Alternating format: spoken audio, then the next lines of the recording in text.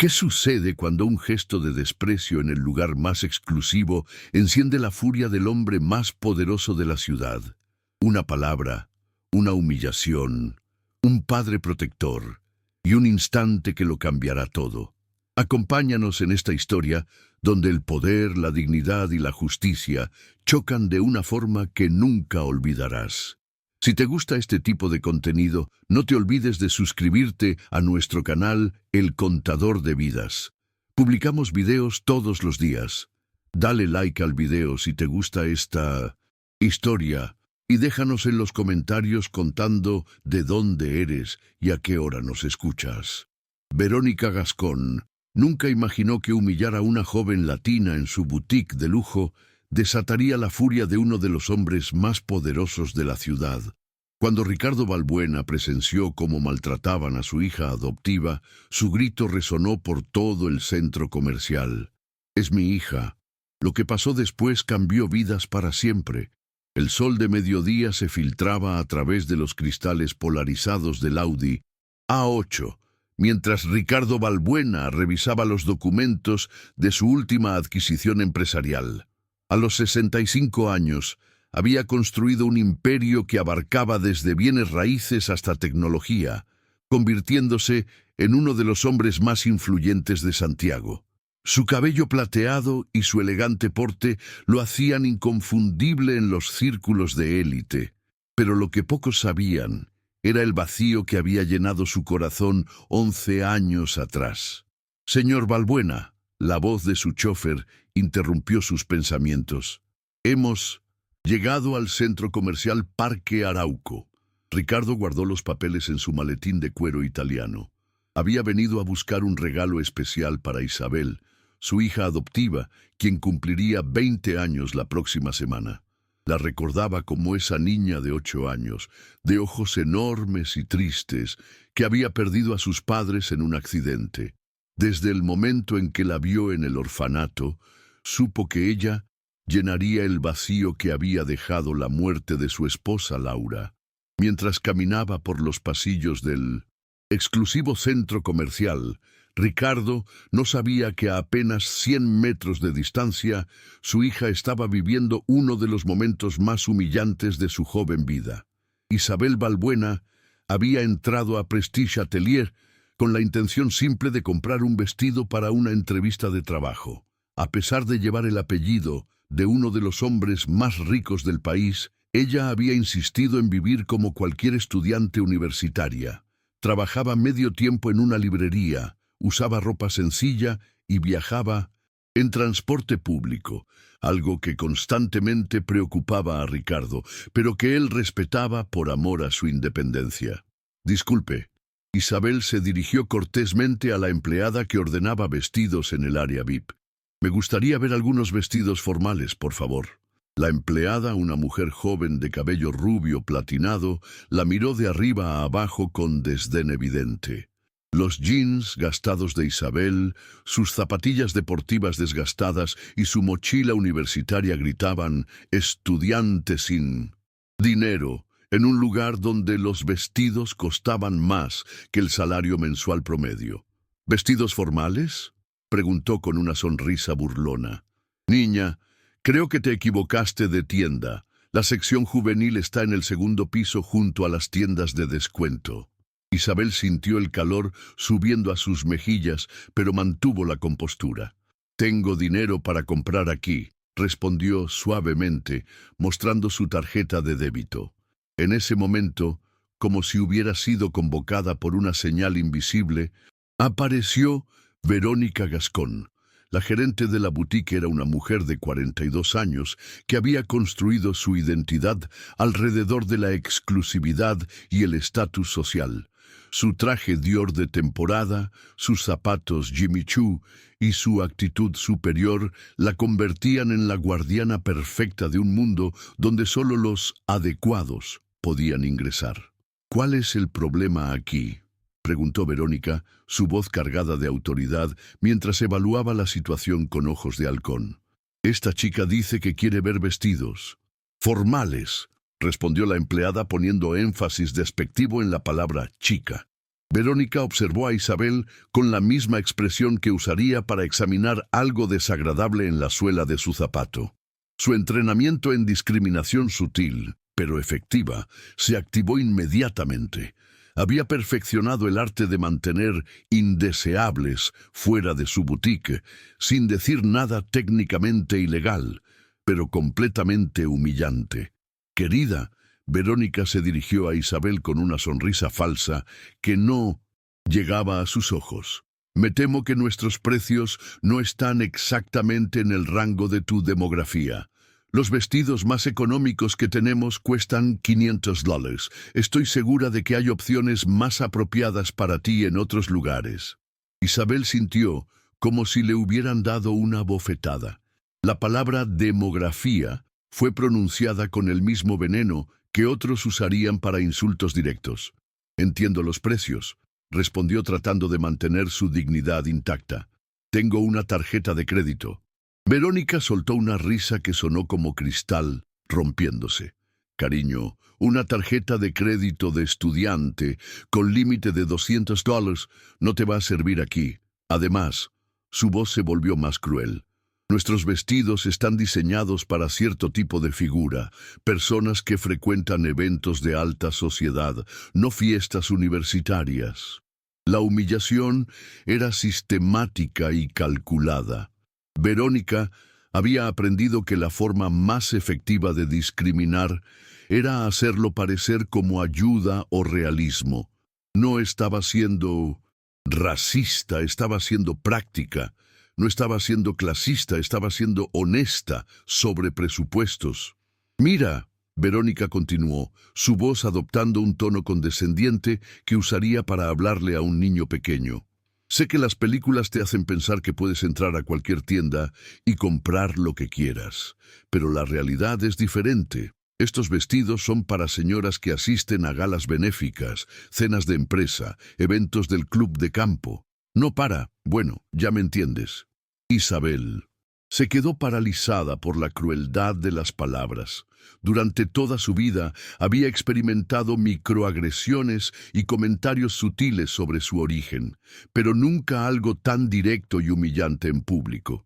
Podía sentir las miradas de otros clientes, algunas de lástima, otras de acuerdo silencioso con Verónica. Además, Verónica se acercó más, bajando la voz para que solo Isabel pudiera escuchar, pero lo suficientemente alta para que las empleadas lo oyeran. «Nuestros clientes esperan cierto estándar. No queremos que se sientan incómodos viendo personas que obviamente no pertenecen aquí. Es malo para el negocio». La empleada rubia se rió disimuladamente, claramente disfrutando del espectáculo de poder sobre alguien que percibían como inferior. «Te voy a hacer un favor», Verónica concluyó sacando una tarjeta de descuento de su cartera. «Hay una tienda llamada Moda Popular en el centro de la ciudad. Con este cupón tendrás 20% de descuento. Estoy segura de que encontrarás algo más apropiado para tu presupuesto y tu estilo de vida». Isabel tomó la tarjeta con manos temblorosas, no por miedo, sino por la indignación que crecía en su pecho. Durante años había escuchado a Ricardo hablar sobre la importancia de la dignidad humana, sobre cómo el dinero no define el valor de una persona. Pero en este momento, enfrentada a la realidad cruda de la discriminación, se sintió pequeña, invisible, reducida a estereotipos sobre su apariencia y su clase social percibida. «Gracias por el consejo», Isabel logró decir, su voz apenas controlando la emoción. Mientras se dirigía hacia la salida, Verónica le gritó con voz alta, asegurándose de que toda la tienda la escuchara. «Y la próxima vez trata de vestirte apropiadamente antes de entrar a establecimientos serios. Es simple cortesía». El comentario final fue la gota que derramó el vaso. Isabel se detuvo en seco, sus hombros temblando con una mezcla de humillación y rabia contenida. En ese momento, algo cambió en su interior. Ya no era la niña tímida que había aprendido a aceptar el maltrato en silencio. Se volteó lentamente, sus ojos oscuros brillando con una determinación que Verónica no había visto antes. ¿Sabe qué, señora? Isabel habló con una voz clara que cortó el aire como un cuchillo afilado. Tiene razón sobre una cosa. Hay personas que no pertenecen aquí, pero no soy yo. Verónica parpadeó, confundida por el súbito cambio en el tono de la joven. Personas como usted. Isabel continuó, su voz ganando fuerza. Personas que miden el valor humano por etiquetas de ropa, que tratan a otros como basura, basándose en apariencias, que han olvidado que la verdadera clase no se compra en una boutique. Esas personas no pertenecen en una sociedad civilizada. El silencio en la tienda era absoluto. Verónica se había quedado con la boca abierta, completamente desprevenida para una respuesta tan articulada de alguien a quien había catalogado como inferior. Pero Isabel no había terminado. Y para su información, agregó, su voz cargada de una dignidad que llenaba todo el espacio. Mi padre me enseñó que el respeto se gana con acciones, no con el precio de tu ropa, algo que usted claramente nunca aprendió. Y fue en ese preciso momento, cuando Isabel pronunció la palabra padre, que Ricardo Balbuena apareció en la entrada de la boutique. Ricardo Balbuena había vivido 65 años en este mundo. Había enfrentado crisis financieras que habrían destruido imperios menores. Había negociado con magnates internacionales que consideraban la crueldad una herramienta de negocios y había superado la pérdida devastadora de su esposa Laura. Pero nada, absolutamente nada en su experiencia lo había preparado para lo que presenció al entrar en Prestige Atelier. Allí estaba Isabel, su pequeña niña que había rescatado de un orfanato 11 años atrás, de pie en el centro de la tienda más exclusiva del centro comercial, temblando de indignación, mientras una mujer elegante la miraba con el mismo desprecio que reservaría para algo que hubiera pisado en la calle. Ricardo no pudo escuchar todas las palabras que se intercambiaron, pero no necesitaba hacerlo. El lenguaje corporal contaba toda la historia que necesitaba saber. Verónica Gascón, con su postura de superioridad absoluta, sus gestos condescendientes y esa sonrisa venenosa que conocía también del mundo corporativo, estaba humillando sistemáticamente a su hija. Y para su información, escuchó la voz clara y firme de Isabel, resonando por toda la boutique. Mi padre me enseñó que el respeto se gana con acciones, no con el precio de tu ropa. Algo que usted claramente nunca aprendió. En ese momento, Ricardo sintió como si alguien hubiera encendido un volcán en su pecho. Durante más de una década había protegido ferozmente a Isabel de exactamente este tipo de situaciones. Había sido cuidadoso de criarla en un ambiente donde fuera valorada por quien era, no juzgada por su origen o apariencia.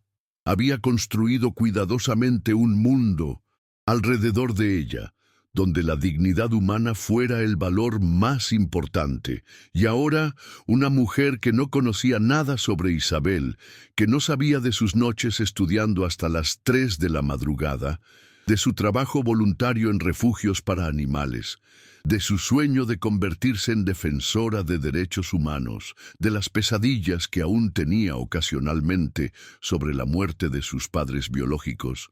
Esta mujer había decidido reducir a su hija a un estereotipo basado únicamente en su apariencia. Ricardo avanzó hacia el interior de la tienda con pasos que resonaban como martillazos en el mármol pulido del piso. Su presencia llenaba el espacio de una manera que hacía que las conversaciones se detuvieran y las cabezas se voltearan. No era solo su altura imponente o su traje de $3,000 lo que comandaba atención. Era la autoridad invisible que llevaba consigo, el tipo de poder que no necesitaba anunciarse porque se sentía en el aire. Isabel. Su voz cortó el aire como un sable, profunda y cargada de una emoción que hizo que todos en la tienda se quedaran inmóviles. Isabel se volteó, sus ojos abriéndose con sorpresa. y algo que podría haber sido alivio o pánico. «Papá», susurró, y en esa sola palabra había 11 años de amor incondicional, protección y respeto mutuo. Verónica Gascón sintió como si el piso se hubiera movido bajo sus pies. La palabra papá había sido pronunciada con la familiaridad y afecto que no se podía fingir. Y el hombre que había entrado no era cualquier cliente. Adinerado. Lo reconoció inmediatamente. Ricardo Balbuena, cuya fotografía había visto en revistas de negocios, cuya empresa era dueña de la mitad de los edificios comerciales de la ciudad, cuyo nombre aparecía en las listas de los hombres más ricos de Chile, año tras año. «¿Qué está pasando aquí?», Ricardo preguntó, pero su voz tenía un tono que sugería que ya sabía exactamente qué estaba pasando y que alguien iba a pagar muy caro por ello. El silencio que siguió fue tan denso que se podía cortar con un cuchillo. Verónica sintió como si todas las células de su cuerpo se hubieran congelado simultáneamente. Su cerebro, que normalmente funcionaba con la precisión de una máquina calculando beneficios y pérdidas sociales, se había convertido en una masa inútil de pánico. «Señor Balbuena», logró tartamudear, su voz sonando extraña y aguda incluso para ella misma. «No sabía que usted, que yo, que...»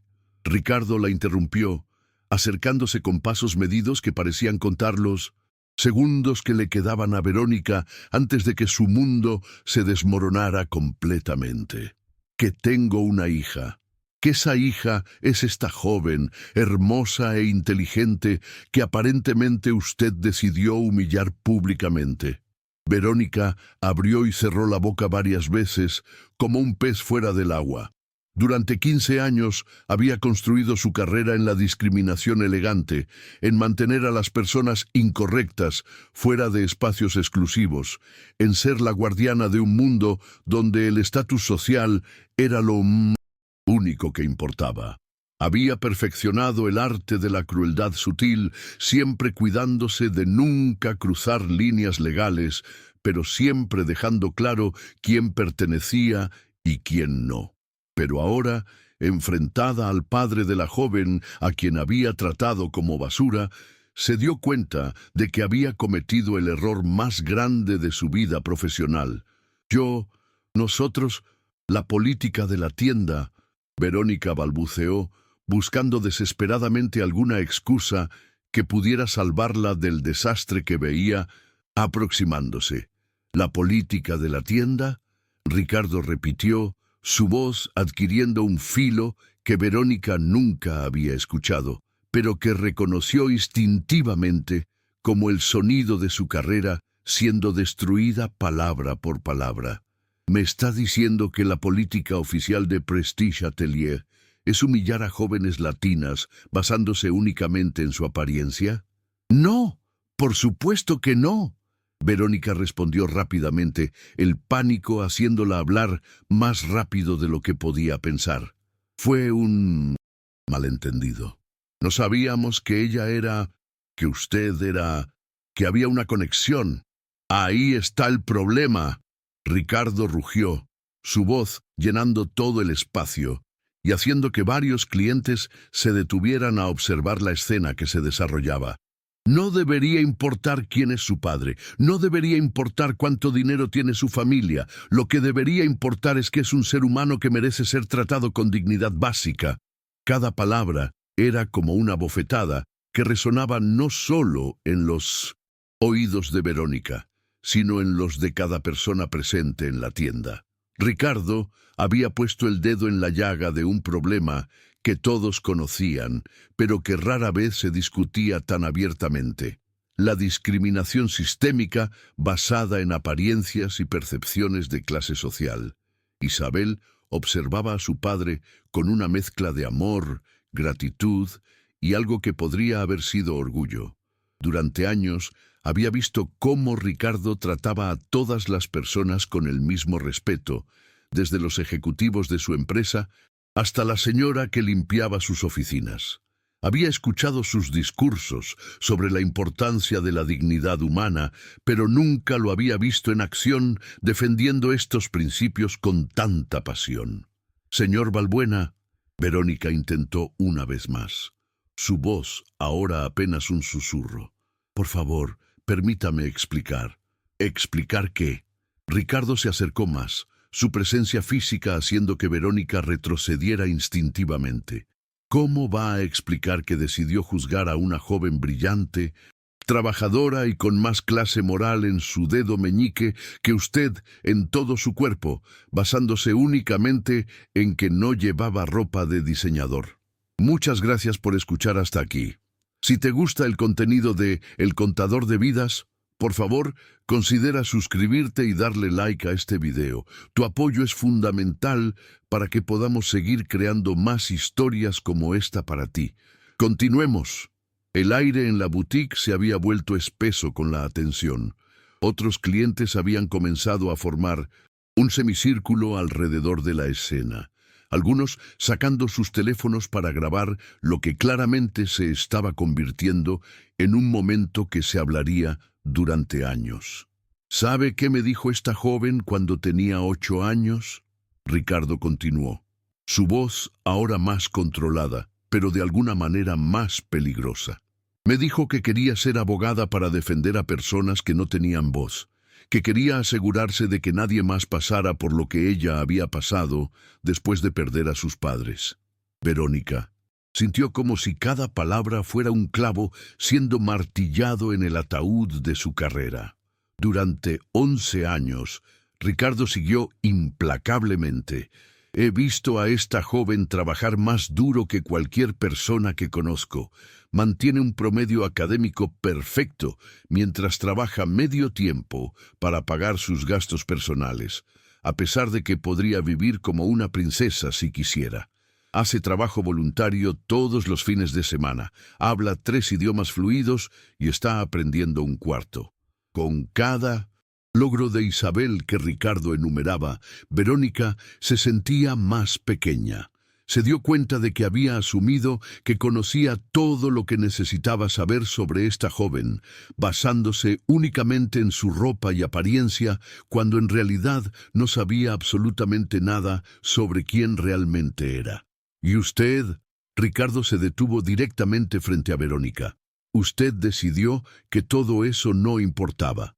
Decidió que el contenido de su carácter era menos importante que el contenido de su billetera. Decidió que su humanidad era menos valiosa que su vestimenta.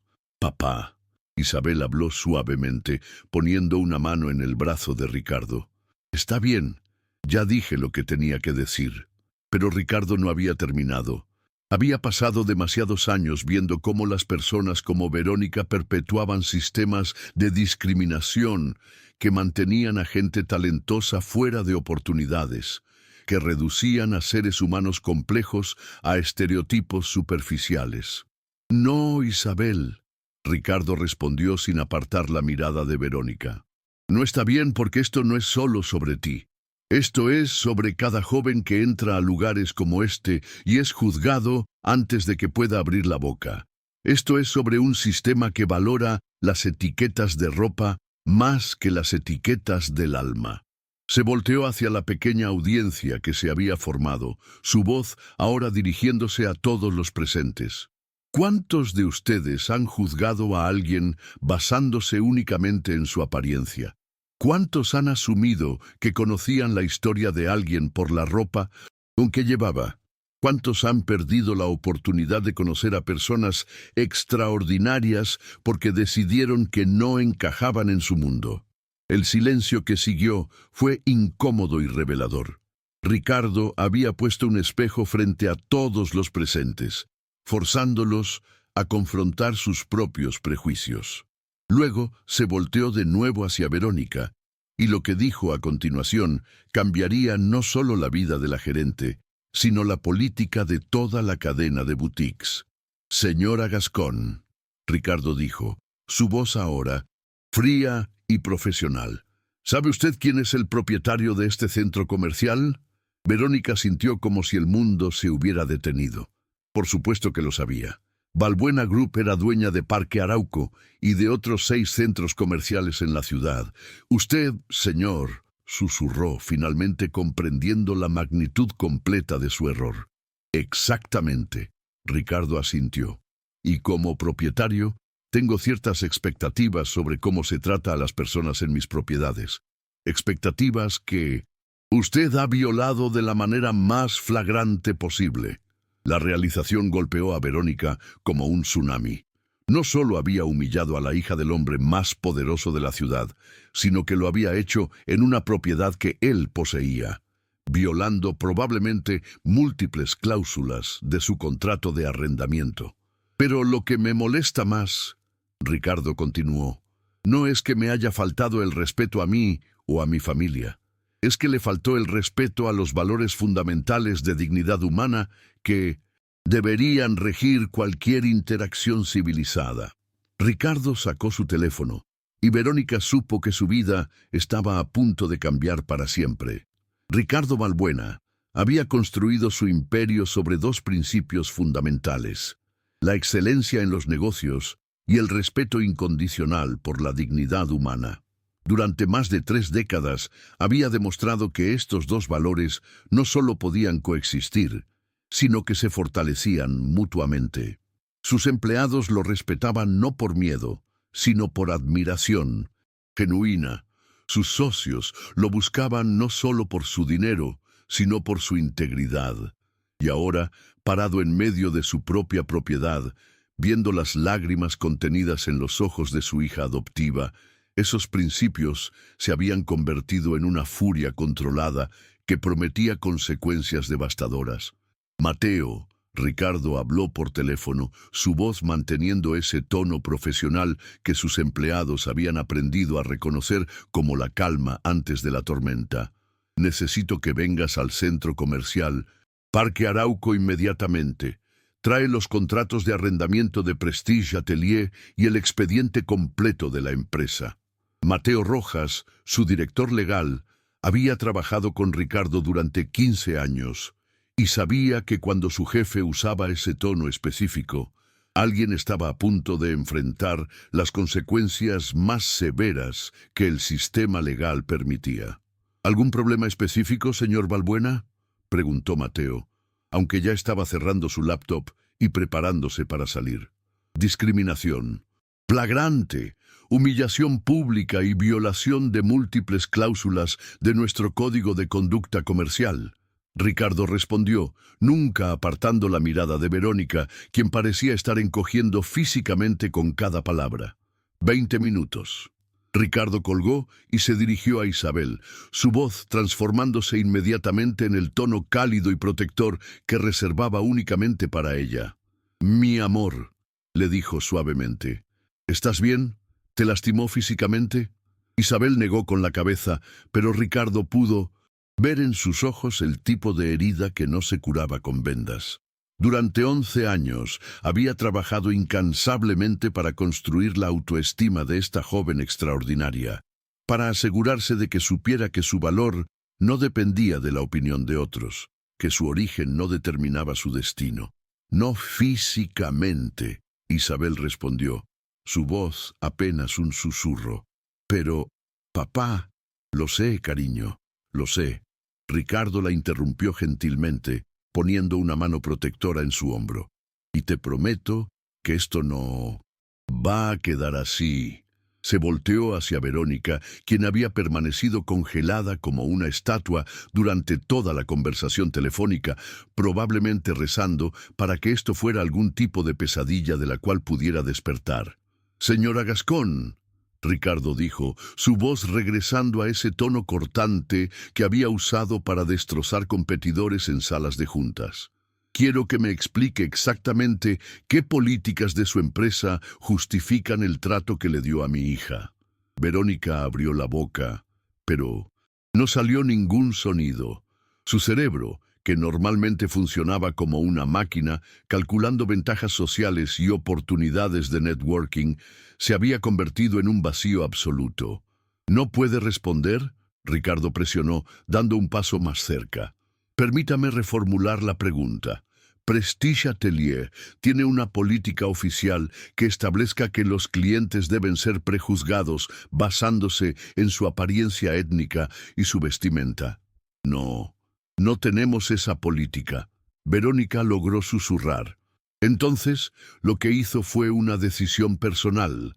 Ricardo asintió como si estuviera confirmando un hecho en una presentación de negocios. Una decisión personal de discriminar contra una joven latina, porque asumió, basándose únicamente en prejuicios raciales y clasistas, que no tenía dinero suficiente para comprar en su tienda. Cada palabra era pronunciada con la precisión de un cirujano, cortando sistemáticamente cualquier excusa que Verónica pudiera haber estado formulando. ¿Sabe qué me resulta más ofensivo de todo esto? Ricardo continuó, comenzando a caminar alrededor de Verónica como un depredador rodeando a su presa. No es solo que humilló a mi hija, es que lo hizo con tanta naturalidad, con tanta práctica, que obviamente esto no es la primera vez. Verónica sintió como si sus piernas fueran a ceder en cualquier momento. La acusación era devastadora, precisamente porque era completamente cierta. Durante años había perfeccionado la discriminación elegante, manteniendo a personas indeseables fuera de su tienda con comentarios aparentemente útiles, pero profundamente humillantes. ¿Cuántas otras jóvenes como Isabel han entrado aquí buscando algo especial para una ocasión importante, solo para ser tratadas como ciudadanas de segunda clase? Ricardo preguntó, su voz ahora cargada de una indignación moral que llenaba todo el espacio. ¿Cuántos estudiantes trabajadores, cuántos inmigrantes exitosos, cuántos profesionales jóvenes que no encajan en su definición estrecha de apropiado, han sido humillados aquí? La audiencia que se había formado alrededor de la escena había crecido considerablemente. Otros comerciantes habían salido de sus tiendas. Empleados del centro comercial se habían acercado para ver qué causaba tanta conmoción, y varios clientes habían sacado sus teléfonos para grabar lo que claramente se había convertido en un momento histórico. «Papá», Isabel tocó suavemente el brazo de Ricardo. «Realmente ya es suficiente. Podemos irnos». «No, mi amor», Ricardo respondió, volteándose hacia ella con ojos que brillaban con determinación férrea. «Durante 11 años te he enseñado que el silencio frente a la injusticia es complicidad. Te he enseñado que cuando tienes el poder de cambiar algo malo, tienes la responsabilidad de hacerlo». Se dirigió nuevamente a Verónica, pero ahora su voz se proyectó para que toda la audiencia pudiera escuchar claramente. Este es el momento en que estos principios se ponen a prueba, porque resulta que sí, tengo el poder de cambiar esto, y voy a usarlo. En ese momento, Mateo Rojas apareció por la entrada de la boutique, cargando un maletín de cuero y con la expresión concentrada de alguien que había corrido varios semáforos rojos para llegar a tiempo. Era un hombre de mediana edad, meticuloso y brillante, que había ganado más demandas contra corporaciones discriminatorias que cualquier otro abogado en la ciudad. «Señor Balbuena». Mateo se acercó rápidamente, evaluando la escena con ojos de mindonense. «Experto, traje todo lo que pidió». «Perfecto», Ricardo asintió. «Mateo, te presento a la señora Verónica Gascón, gerente de Prestige Atelier. Señora Gascón, este es Mateo Rojas, mi director legal». Verónica sintió como si fuera a vomitar. La aparición del abogado significaba que esto había trascendido de un malentendido, que podría resolverse con disculpas a algo que tendría consecuencias legales reales. «Mateo», Ricardo continuó, «la señora Gascón acaba de proporcionarnos evidencia clara de prácticas discriminatorias sistemáticas en un establecimiento que opera en nuestra propiedad». Mateo abrió su maletín y sacó una grabadora digital. «¿Tienes testigos?», preguntó profesionalmente. «Aproximadamente 30». Ricardo respondió, gesticulando hacia la multitud que se había formado. «Y varias grabaciones de teléfonos». Excelente. Mateo asintió, encendiendo la grabadora. ¿Podrías narrarme exactamente lo que presenciaste? Ricardo comenzó a relatar los eventos con la precisión de alguien que había testificado en cientos de reuniones de negocios. Cada detalle fue documentado.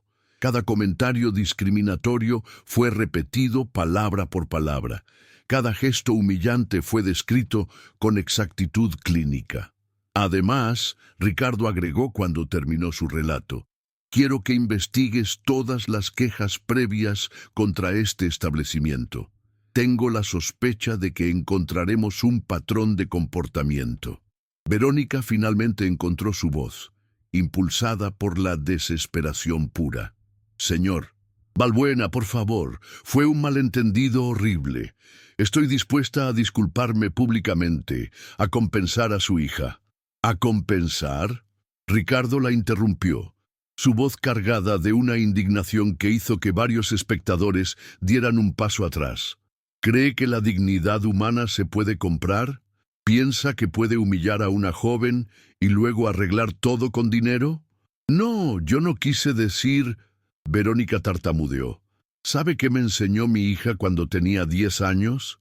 Ricardo continuó sin darle oportunidad de completar su excusa. Me dijo que había aprendido en el colegio que no todos los niños tenían papás ricos, pero que eso no los hacía menos valiosos. Una niña de 10 años entendía algo que usted, una mujer adulta, en posición de autoridad, aparentemente nunca aprendió. Ricardo se volteó hacia Mateo. Quiero que inicies inmediatamente el proceso de cancelación del contrato de arrendamiento de Prestige Atelier por violación de nuestras cláusulas de no discriminación. Por supuesto. Mateo asintió, ya tomando notas.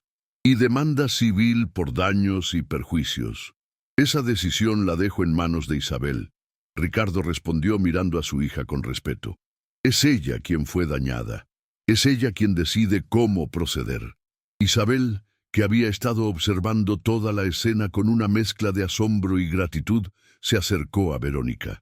La gerente la miró con esperanza, pensando que tal vez la joven fuera más misericordiosa que su padre. Señora Gascón, Isabel habló con una voz clara y madura que demostraba una sabiduría más allá de sus años. No voy a demandarla por dinero, pero sí voy a asegurarme de que esto sirva como lección. Verónica suspiró con alivio, pero Isabel no había terminado. Voy a permitir que mi padre publique un video de todo lo que pasó aquí hoy. Voy a permitir que se convierta en un caso de estudio sobre discriminación y voy a usar mi experiencia para hablar en universidades y empresas sobre las consecuencias reales del prejuicio. Isabel, Verónica, suplicó, por favor, mi carrera. Su carrera. Isabel la interrumpió con una firmeza que sorprendió incluso a Ricardo. Terminó el momento en que decidió que mi humanidad era menos importante que sus prejuicios. Ricardo sonrió con orgullo. Durante 11 años había criado a esta joven para que fuera compasiva, pero fuerte, bondadosa, pero firme en sus principios. Verla defenderse con tanta dignidad y propósito le confirmó que había hecho bien su trabajo como padre. Mateo, Ricardo se dirigió a su abogado. También quiero que redactes una nueva política de no discriminación que será obligatoria para todos los establecimientos en nuestras propiedades. Incluirá entrenamiento obligatorio en sensibilidad cultural y consecuencias específicas por violaciones. Considéralo hecho, Mateo respondió. Ricardo se volteó una última vez hacia Verónica, que ahora estaba llorando abiertamente frente a toda la audiencia. Señora Gascón, Ricardo dijo, su voz ahora más suave, pero no menos firme. Espero que use esta experiencia para reflexionar sobre el tipo de persona que quiere ser, porque al final del día, no importa cuánto dinero tengas o qué posición ocupes, lo único que realmente importa es cómo tratas a otros seres humanos. Con eso, Ricardo puso su brazo protectoramente alrededor de los hombros de Isabel y comenzaron a salir de la boutique. Pero antes de llegar a la puerta, se detuvo y se volteó hacia la audiencia que había presenciado todo.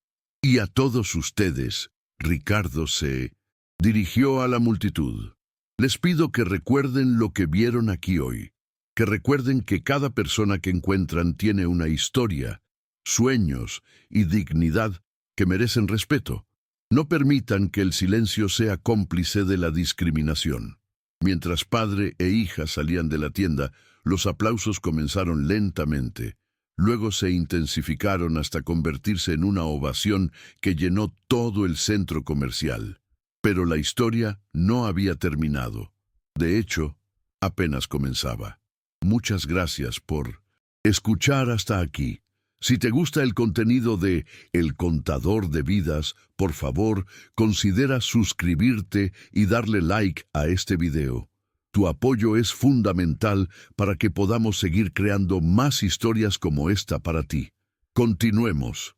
Las siguientes 48 horas después del incidente en Prestige Atelier se convirtieron en un terremoto social que nadie había anticipado, especialmente Verónica Gascón. Lo que había comenzado como un momento de discriminación cotidiana en una tienda de lujo se había transformado en algo mucho más grande, un punto de inflexión que obligaría a toda una ciudad a confrontar sus prejuicios más profundos. Ricardo Balbuena había cumplido su palabra con una precisión quirúrgica que habría impresionado incluso a sus competidores más duros. A las 6 de la mañana del día siguiente, su equipo legal ya había presentado la documentación necesaria para cancelar el contrato de arrendamiento de Prestige Atelier.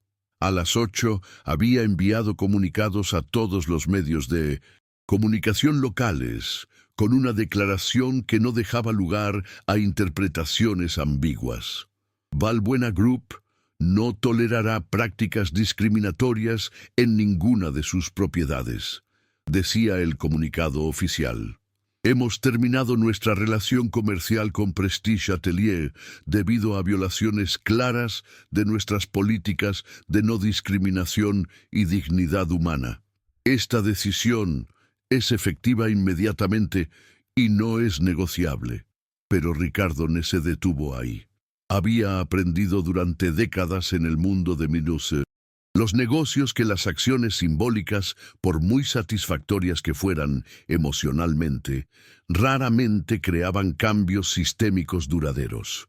Lo que se necesitaba era una transformación estructural que fuera imposible de ignorar o revertir. Mateo le dijo a su director legal durante una reunión de emergencia a las 7 de la mañana en su oficina: quiero que contrates a los mejores consultores en diversidad e inclusión del país. Vamos a crear un programa de certificación obligatoria para todos los establecimientos en nuestras propiedades. ¿Estás hablando de los 6 centros comerciales?, Mateo preguntó, tomando notas frenéticamente. Los 6 centros comerciales, los 4 complejos de oficinas, los 2 hoteles y todas las propiedades residenciales de lujo, Ricardo confirmó. Cada empleado que tenga contacto con el público recibirá entrenamiento. Cada gerente será evaluado trimestralmente. Cada establecimiento tendrá que demostrar inclusión activa, no solo ausencia de discriminación obvia. Mateo silbó suavemente. El alcance de lo que Ricardo estaba proponiendo era masivo, probablemente el programa de inclusión más ambicioso que se hubiera implementado en el sector privado en Chile. ¿Y el presupuesto?, preguntó. Ilimitado, Ricardo respondió sin dudar. Vamos a convertir esto en el estándar de oro para toda la industria. Quiero que en 5 años, cuando alguien mencione inclusión corporativa en América Latina, piensen inmediatamente en el modelo Balbuena. Mientras Ricardo ponía en marcha su revolución corporativa, Isabel estaba enfrentando su propia transformación en la Universidad de Chile. La noticia del incidente se había extendido por el campus como fuego en pasto seco, pero no de la manera que ella había anticipado. ¿Es verdad que tu papá es Ricardo Balbuena?, le preguntó Daniela, su compañera de estudios de Derecho, mientras almorzaban en la cafetería estudiantil. Isabel suspiró. Durante 3 años había logrado mantener su vida universitaria completamente separada de la riqueza y el estatus de su padre adoptivo. Había insistido en usar solo su primer apellido en la universidad. Había rechazado cualquier tratamiento especial. Había trabajado en empleos de medio tiempo para pagar sus gastos personales a pesar de las objeciones de Ricardo. Sí, respondió simplemente, preparándose para la conversación incómoda que inevitablemente seguiría. ¿Y nunca nos dijiste nada?, Daniela preguntó, su voz cargada de una mezcla de asombro y algo que podría haber sido resentimiento. Porque no quería que me trataran diferente, Isabel explicó, moviendo su ensalada sin realmente comerla. Quería ganarme el respeto por mis propios méritos, no por la cuenta bancaria de mi padre. Pero Isabel, intervino Javier, otro compañero de clase que se había unido a la conversación, ¿te das cuenta de las oportunidades que has tenido? Los contactos, la educación privada, las ventajas. La pregunta golpeó a Isabel como una bofetada, no porque fuera maliciosa, sino porque era completamente justa. Javier venía de una familia de clase trabajadora. Había tenido que tomar préstamos estudiantiles para pagar la universidad. Trabajaba 30 horas a la semana en un call center para mantenerse. Tienes razón, Isabel admitió, poniendo su tenedor sobre la mesa. He tenido privilegios enormes. Mi padre pagó mi educación. Nunca tuve que preocuparme por la comida o la vivienda.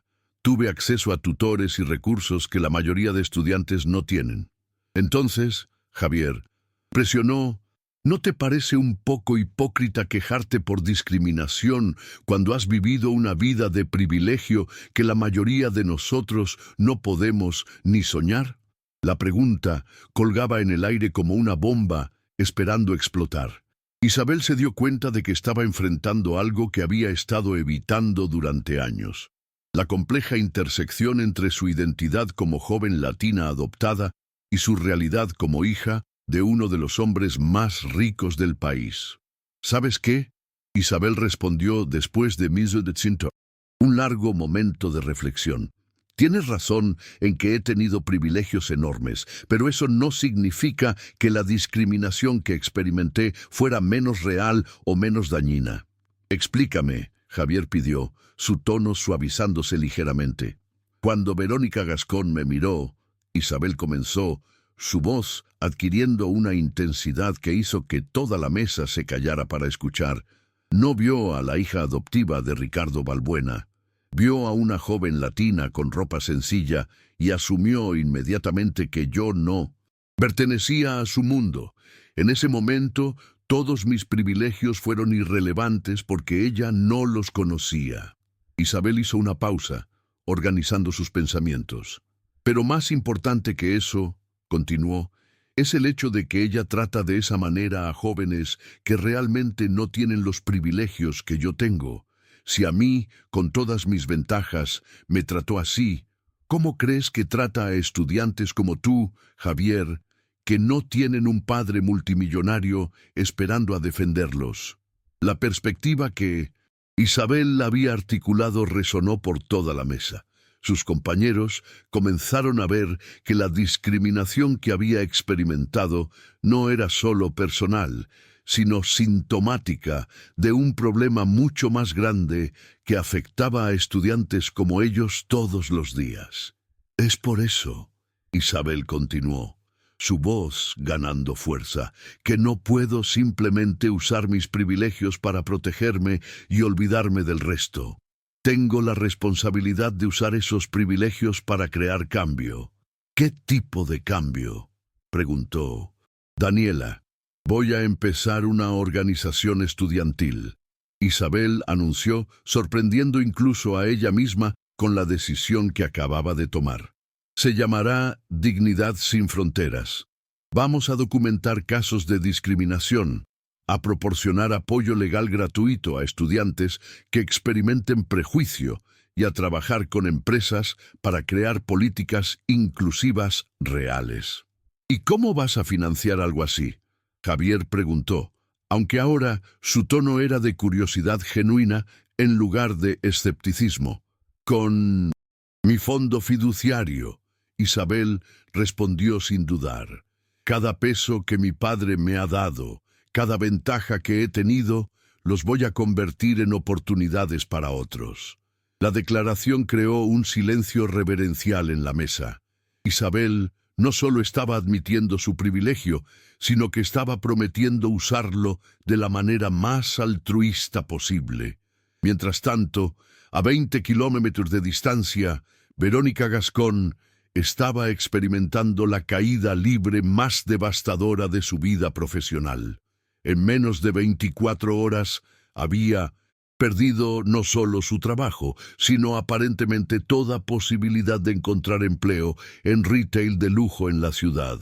«Lo siento, señora Gascón», le dijo por teléfono el gerente de recursos humanos de Tiffany & Co., «pero hemos decidido ir en una dirección diferente para la posición».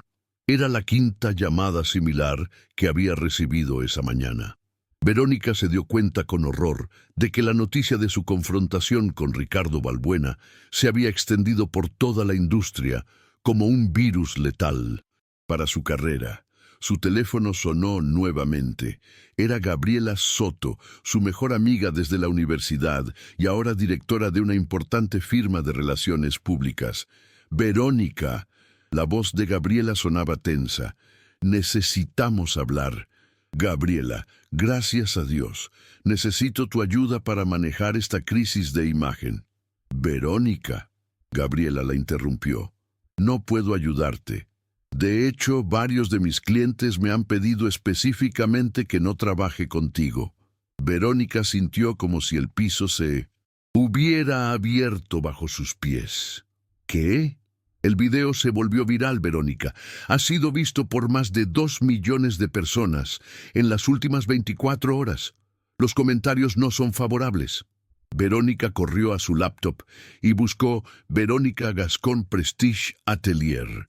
Los resultados fueron devastadores. El video de su confrontación con Isabel y Ricardo había sido subido a todas las redes sociales.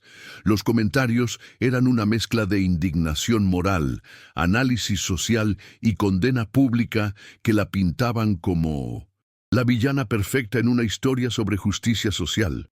Gerente racista humilla a estudiante latina, es destruida por padre millonario, decía el título del video más popular, que había acumulado 3.2 millones de visualizaciones. Pero lo que más la horrorizó no fueron los comentarios crueles o los memes que se burlaban de ella. Fue verse a sí misma en video, observar su propio comportamiento desde la perspectiva de un observador externo. Por primera vez pudo ver objetivamente cómo había tratado a Isabel, y lo que vio la hizo sentir náuseas. Se había comportado exactamente como los villanos de las películas que había visto durante toda su vida. Su sonrisa condescendiente, sus gestos despreciativos, su tono de voz cargado de superioridad, todo había sido capturado en alta definición para que el mundo entero lo analizara y juzgara. Su teléfono sonó otra vez. Era su madre, Verónica. La voz de doña Elvira sonaba cansada y decepcionada. «Acabo de ver el video». Verónica comenzó a llorar. Durante 42 años había construido cuidadosamente una imagen de éxito profesional y superioridad social que había sido diseñada para hacer que su madre se sintiera orgullosa. Y ahora, en un solo momento de crueldad, había destruido no solo su carrera, sino la imagen que su propia familia tenía de ella. «Mamá», Verónica sollozó al teléfono, «no sé qué me pasó. No soy así, realmente». «¿No eres así?», doña Elvira preguntó, su voz llevando una dureza que Verónica raramente había escuchado. «Verónica, yo te crié mejor que eso. Te enseñé que todas las personas merecen respeto sin importar de dónde vienen o qué ropa llevan». «Sé que me enseñaste eso», Verónica susurró, «pero después, en el trabajo, en mi círculo social, todo el mundo actuaba como si algunas personas fueran naturalmente superiores a otras, y yo me dejé llevar por eso». «Te dejaste llevar», doña Elvira repitió. hasta el punto de humillar a una niña que podría haber sido tu propia hija. La comparación golpeó a Verónica como un golpe físico. Se dio cuenta de que había tratado a Isabel exactamente de la manera opuesta a cómo querría que trataran a su propia hija hipotética en una situación similar. ¿Qué voy a hacer ahora, mamá?, Verónica preguntó sintiéndose como una niña pequeña, buscando orientación de la única persona que siempre había creído en su potencial para la bondad. ¿Vas a aprender?, doña Elvira respondió firmemente. ¿Vas a usar esta experiencia horrible para convertirte en una mejor persona?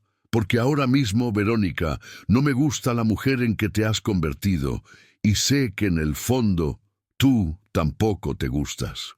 La llamada terminó, y Verónica se quedó sola con la verdad más dolorosa que había enfrentado jamás. Su madre tenía razón. En algún punto del camino, en su búsqueda de estatus y éxito profesional, había perdido los valores fundamentales de decencia humana que le habían sido inculcados cuando era niña. Por primera vez en años, Verónica Gascón se vio obligada a mirarse en el espejo y confrontar en quién se había convertido realmente, y lo que vio allí la aterrorizó más que cualquier consecuencia profesional pudiera hacerlo. La pregunta ahora era si era demasiado tarde para encontrar el camino de regreso a la persona que una vez había sido, o si el daño era irreversible. Mientras tanto, al otro lado de la ciudad, Ricardo estaba implementando cambios que remodelarían no solo su imperio empresarial, sino toda la cultura de responsabilidad corporativa en Chile. Muchas gracias por escuchar hasta aquí.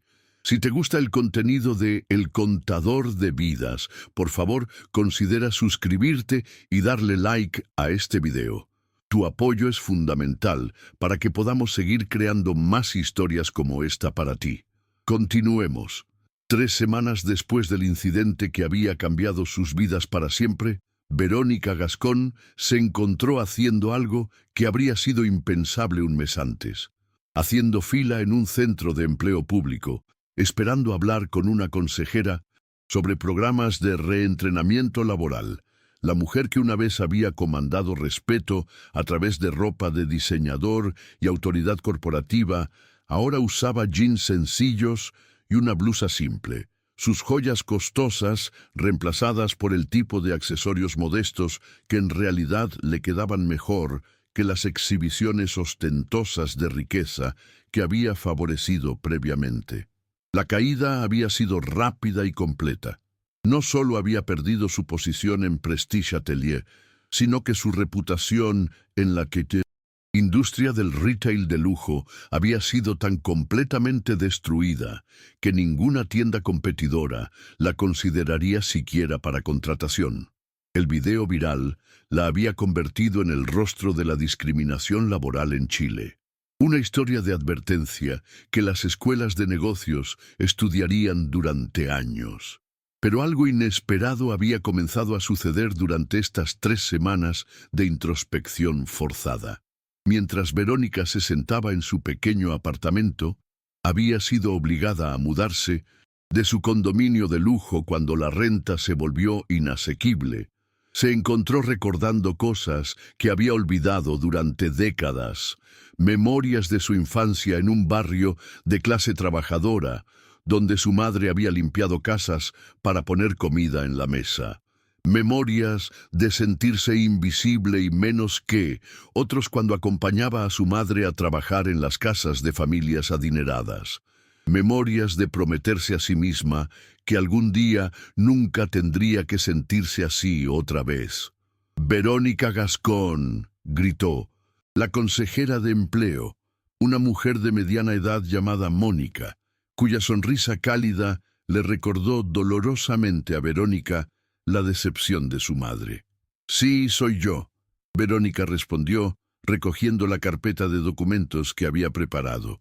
Un currículum que parecía patéticamente delgado cuando se despojaba de sus credenciales de retail de lujo, cartas de recomendación de colegas que se habían distanciado de ella y certificados de organizaciones de servicio comunitario donde nunca había participado realmente, pero había reclamado involucramiento.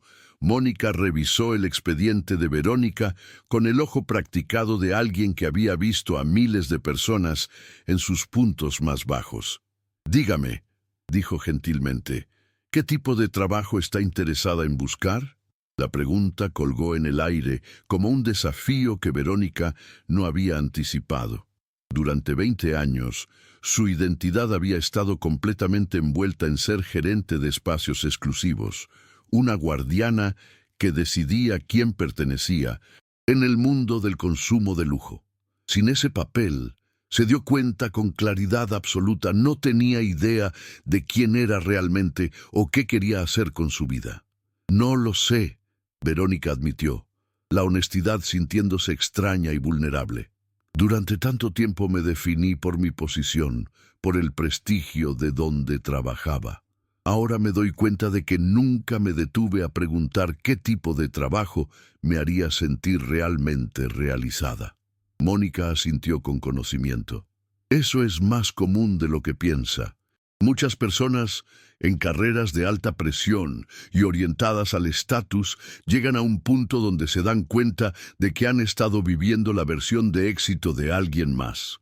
La cosa es», Verónica continuó, sorprendida por su propia apertura, «sigo pensando en la joven que humillé. Ella estaba tratando de comprar algo especial, probablemente para una entrevista de trabajo o evento importante, y en lugar de ayudarla a sentirse confiada y hermosa, la hice sentir pequeña y no bienvenida». Verónica hizo una pausa, su voz quebrándose ligeramente. «Sigo preguntándome cuántas otras personas he tratado de esa manera a lo largo de los años. ¿Cuántos sueños podría haber aplastado con mis prejuicios?». Mónica se inclinó hacia adelante, su expresión cambiando de cortesía profesional a interés genuino. «Suena como que no está solo buscando un nuevo trabajo. Suena como que está buscando un nuevo propósito». «Tal vez», Verónica susurró, «pero no sé si alguien como yo, alguien que se convirtió en el rostro de la discriminación, puede realmente compensar el daño que he causado». Mientras tanto, al otro lado de la ciudad, Isabel estaba descubriendo que iniciar una organización de justicia social era significativamente más complejo de lo que había anticipado. La sala de conferencias en la Universidad de Chile estaba llena de estudiantes que habían respondido a su llamado para miembros fundadores de Dignidad Sin Fronteras, pero las conversaciones estaban revelando desafíos inesperados. «El problema», explicó Ana Sofía, una estudiante de Derecho de una comunidad rural, «es que la mayoría de casos de discriminación nunca se reportan porque las personas no saben que tienen derechos, no pueden costear ayuda legal o tienen miedo de represalias. Esa es exactamente la razón por la que necesitamos esta organización», Isabel respondió, pero podía haber escepticismo en varias caras alrededor de la mesa. «Pero, Isabel», intervino Luis, un estudiante de economía cuya familia había inmigrado de Ecuador. «Sin ofender, pero estás proponiendo esto desde una posición de privilegio increíble. Cuando te discriminaron, tuviste un padre millonario para defenderte inmediatamente. La mayoría de nosotros no tenemos ese lujo». El comentario dolió porque era completamente justo. Isabel había estado luchando con esta paradoja durante semanas. ¿Cómo podía auténticamente liderar una organización luchando contra la discriminación cuando su propia experiencia de ella había sido amortiguada por un privilegio económico enorme? «Tienes absolutamente razón», reconoció. «Y esa es exactamente la razón por la que no puedo liderar esta organización sola. Necesito cofundadores que hayan experimentado discriminación sin la red de seguridad que yo he tenido». «¿Qué estás proponiendo?», preguntó Natalia, una estudiante de psicología que había estado tomando notas silenciosamente. «Estoy proponiendo que use mis recursos, las conexiones de mi padre, mi fondo fiduciario, mi acceso legal, para crear una plataforma que eleve voces que no han sido escuchadas. Quiero ser una facilitadora, no el rostro del movimiento.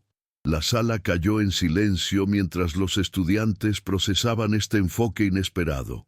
La mayoría había esperado que Isabel aprovechara su momento viral para reconocimiento personal y liderazgo. Su voluntad de dar un paso atrás y compartir poder era sorprendente. He estado pensando en esto durante semanas, Isabel continuó. El cambio real no vendrá de mí contando mi historia una y otra vez. Vendrá de crear sistemas que protejan a personas que no tienen padres millonarios a quienes llamar cuando son tratados injustamente. ¿Qué tipo de sistemas?, Luis preguntó, su escepticismo cambiando hacia curiosidad genuina. Clínicas de ayuda legal en barrios de clase trabajadora. Isabel comenzó, su voz ganando confianza mientras delineaba la visión que había estado desarrollándose en su mente. Asociaciones con sindicatos laborales para documentar discriminación en el lugar de trabajo.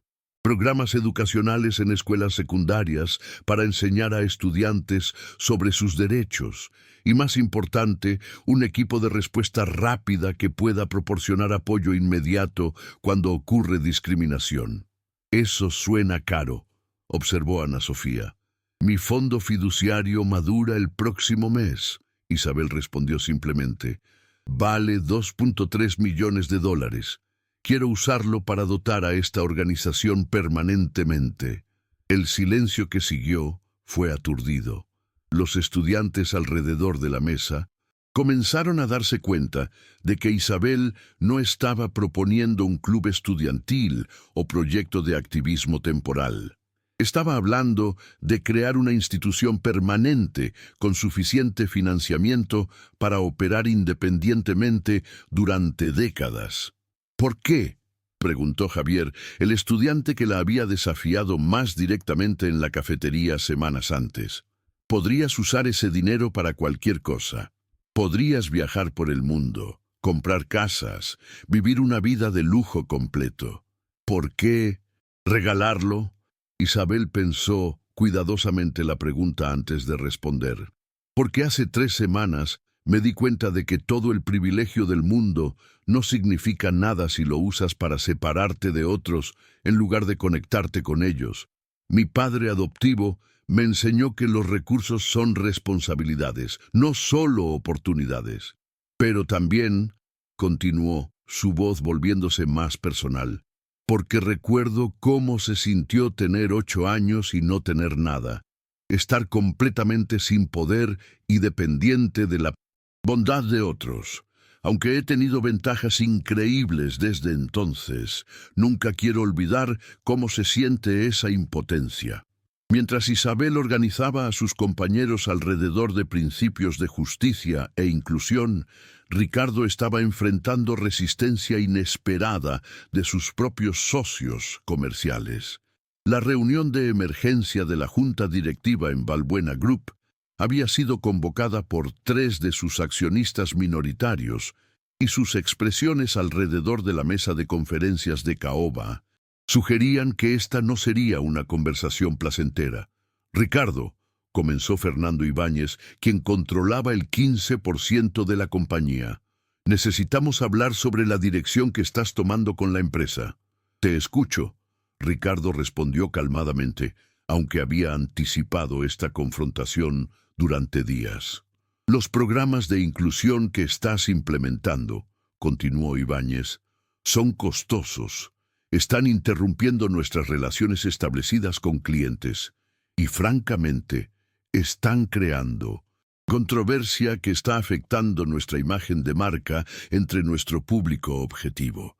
Ricardo sintió una oleada familiar de la ira que lo había consumido en Prestige Atelier, pero esta vez la controló con la disciplina que lo había hecho exitoso en los negocios durante 3 décadas. Nuestro público objetivo, repitió lentamente, consiste en personas con ingresos disponibles que valoran calidad y servicio. Estás sugiriendo que este público está fundamentalmente opuesto a tratar a todos los Son clientes con dignidad. No seas ingenuo, Ricardo, intervino Carolina Echeverry, otra miembro de la Junta.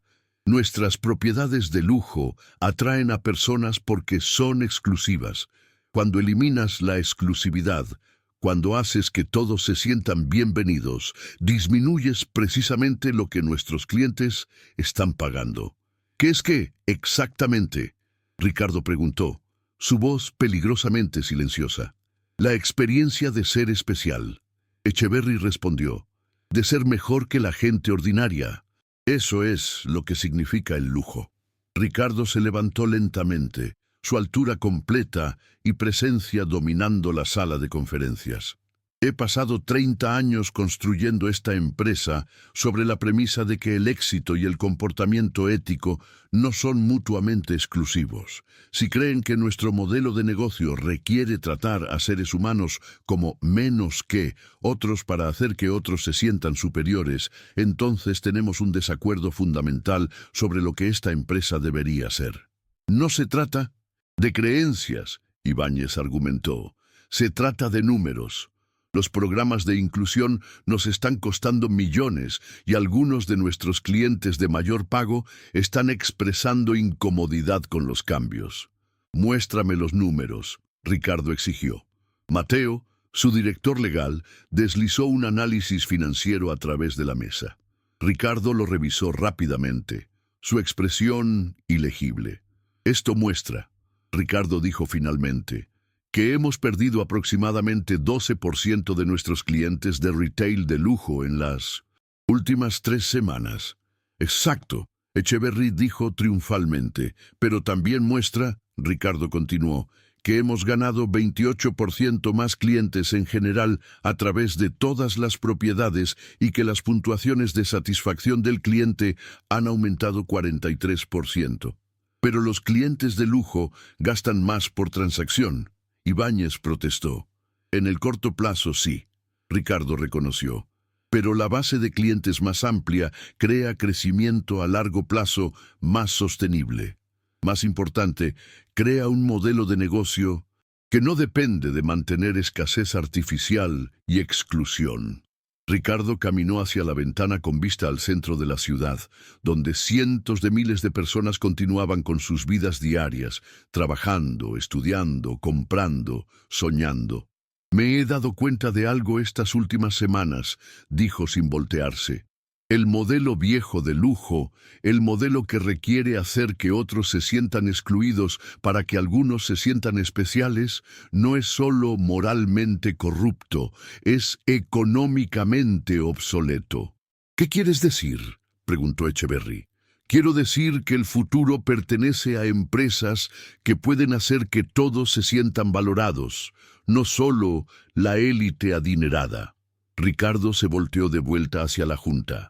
El futuro pertenece a negocios que expanden mercados en lugar de restringirlos, que crean valor en lugar de escasez artificial. Eso es idealismo sin sentido. Ibáñez desechó. ¿Lo es?, Ricardo desafió. Nuestra base de clientes ha crecido casi 30%. La satisfacción de nuestros empleados está en su punto más alto de todos los tiempos, lo que significa mejor servicio y menores costos de rotación. Nuestras propiedades están siendo mencionadas positivamente en redes sociales, en lugar de ser criticadas por elitismo. Ricardo regresó a su asiento, su voz volviéndose más empresarial. Pero más allá de los números, necesito contarles algo personal. Hace 3 semanas, vi a mi hija ser humillada en una de nuestras propiedades porque alguien decidió que no parecía pertenecer allí. En ese momento, me di cuenta de que cada vez que hemos permitido que la discriminación suceda en nuestros espacios, hemos sido cómplices en crear las condiciones que hicieron posible la experiencia de mi hija. La sala cayó en silencio. Varios miembros de la Junta se movieron incómodamente, dándose cuenta de que la transformación de Ricardo no era solo sobre estrategia de negocios, era profundamente personal. Así que esto es lo que va a pasar, Ricardo continuó, su voz llevándola autoridad que había construido un imperio. Los programas de inclusión continúan, se expanden, y si alguno de ustedes encuentra esta dirección incompatible con su visión para la empresa, estoy preparado para comprar sus acciones a valor completo de mercado. El ultimátum colgó en el aire como un desafío. Ricardo acababa de ofrecer a sus críticos una salida rentable, mientras dejaba claro que su compromiso con el cambio no era negociable. «Estás arriesgando todo lo que hemos construido», Echeverry advirtió. «No», Ricardo respondió firmemente. «Finalmente estoy construyendo algo que vale la pena conservar. Muchas gracias por escuchar hasta aquí. Si te gusta el contenido de El Contador de Vidas, por favor, considera suscribirte y darle like a este video. Tu apoyo es fundamental para que podamos seguir creando más historias como esta para ti. Continuemos. 6 meses después del incidente que había sacudido los cimientos de la sociedad santiaguina, Verónica Gascón se encontraba en un lugar que jamás había imaginado, parada frente a un espejo en el baño de un centro comunitario en La Pintana, uno de los barrios más pobres de la capital, preparándose para dirigir un taller sobre dignidad en el servicio al cliente para trabajadores de bajos ingresos. El viaje hasta este momento había sido brutal y transformador. Después de meses de rechazo profesional y aislamiento social, Verónica había tomado la decisión más difícil de su vida: contactar directamente a Isabel Balbuena para pedirle una oportunidad de enmendar el daño que había causado. La respuesta de Isabel había sido inesperada. En lugar de rechazarla inmediatamente o exigir una disculpa pública humillante, la joven había propuesto algo mucho más desafiante: que Verónica trabajara durante 6 meses como voluntaria en organizaciones comunitarias, aprendiendo de primera mano sobre las realidades de las personas a las que había discriminado durante años. Si realmente quiere cambiar, Isabel le había dicho durante su única conversación telefónica, no puede hacerlo desde la comodidad de su privilegio perdido. Tiene que entender las consecuencias reales de las actitudes que promocionó durante décadas. Así había comenzado la educación más humillante y reveladora de la vida de Verónica. Había trabajado en comedores populares, sirviendo comida a familias que luchaban por sobrevivir con salarios mínimos. Había ayudado en centros de alfabetización, enseñando a leer a adultos que nunca habían tenido oportunidades educativas.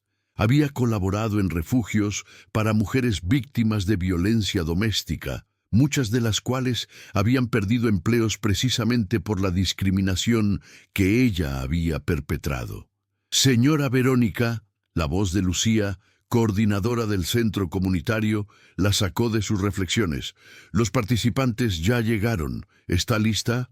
Verónica asintió, aunque su estómago se revolvía de nervios. Durante los últimos 6 meses había aprendido que las personas que había despreciado como clase baja eran trabajadores extraordinariamente resilientes, madres solteras que criaban hijos con recursos mínimos, inmigrantes que habían dejado todo atrás buscando oportunidades, jóvenes que estudiaban de noche después de jornadas laborales extenuantes. Entró al aula improvisada donde 20 personas la esperaban. Reconoció varios rostros. Clara, quien limpiaba oficinas de noche y estudiaba contabilidad los fines de semana. David, un inmigrante ecuatoriano con título universitario que trabajaba como vendedor ambulante mientras esperaba la convalidación de sus estudios. Andrea, una madre soltera de 3 hijos que había perdido múltiples empleos por no poder pagar niñera. «Buenos días», Verónica comenzó, su voz temblando ligeramente. «Mi nombre es Verónica Gascón, y antes de empezar, necesito contarles algo importante sobre quién soy y por qué estoy aquí». El silencio en la habitación era palpable. Varios participantes la habían reconocido del video viral que había destruido su carrera, pero nadie había esperado verla en este contexto. Hace 6 meses, Verónica continuó, forzándose a mantener contacto visual con su audiencia. Fui la gerente que humilló públicamente a una joven estudiante en una boutique de lujo. Muchos de ustedes probablemente vieron el video. Fui yo quien decidió que esta chica no pertenecía en mi tienda basándome únicamente en su apariencia. Murmullos incómodos llenaron la habitación. Verónica podía sentir la tensión, la desconfianza justificada, la pregunta no expresada sobre qué diablos estaba haciendo allí. No estoy aquí para pedirles perdón, Verónica dijo, sorprendiendo a todos, incluyéndose a sí misma. No estoy aquí para limpiar mi imagen o rehabilitar mi reputación. Estoy aquí porque durante estos 6 meses trabajando en comunidades como esta, he aprendido algo que debería haber sabido hace décadas. Verónica hizo una pausa, organizando pensamientos que habían estado formándose dolorosamente durante meses de confrontación con su propia ignorancia.